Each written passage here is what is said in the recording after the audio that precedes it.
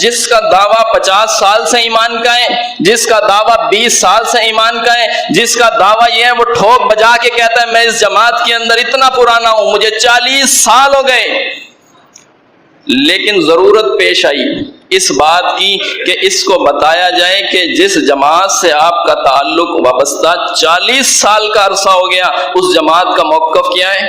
جس جماعت کے ساتھ یہ جڑا ہے اس کو 20 سال ہو گئے، ضرورت آ رہی ہے اس چیز کی کہ اس کو طاغوت کی تشریح بیان کریں، اس کو بتائیں کہ طاغوت کیا ہوتا ہے، اس کو بتائیں کہ اب معاملہ طاغوت کی سنگینی کا کیا ہے۔ یہی طاغوت کا مسئلہ ایمان کا ضامن بنتا ہے۔ اگر واقعی طاغوت کا رد کیا پھر ایمان کی ضمانت ملتی ہے، پھر ایمان قابل قبول ہوتا ہے۔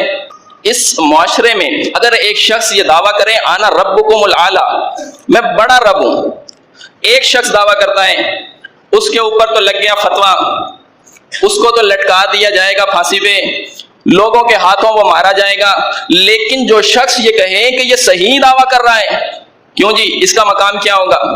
یہ کہے کہ اس نے صحیح دعویٰ کیا ہے کہ میں اعلیٰ رب ہوں، اس کا کیا مقام ہوگا؟ اس نے دعویٰ نہیں کیا کہ میں رب ہوں، یہ کہتا ہے جس نے ربوبیت کا دعویٰ کیا صحیح کہہ رہا ہے، اس کا حامی ہے، اس کا مددگار ہے۔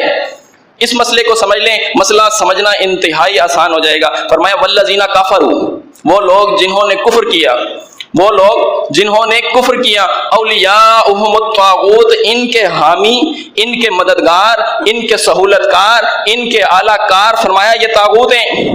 کفر نہیں کیا اس نے ربوبیت کا دعویٰ نہیں کیا، اس یہ نہیں کہتا کہ میں اعلیٰ رب ہوں، یہ اس کا سہولت کار ہے جس نے یہ دعویٰ کیا۔ آل فرعون کا میں ذکر کر رہا ہوں کہ یہ آل فرعون کی سہولت کار ہے، اس کی حامی ہے، اس کی مددگار ہے۔ اور پھر اللہ نے کیا فرمایا؟ اولیاءہم الطاغوت، یہ پوری آل فرعون یہ طاغوت ہے، اس لیے کہ یہ کافروں کا حامی طاغوت ہے، کافروں کا حمایت کرنے والا طاغوت ہے۔ تھوڑا سا ذہن کو ہلکا کریں، مسئلہ سمجھیں۔ ایک شخص نے دعویٰ کیا کہ انا ربکم الاعلی، دوسرے نے دعویٰ نہیں کیا اس کا حامی ہے، اس کا دوست ہے، اس کا مددگار ہے، اس کا سہولت کار ہے۔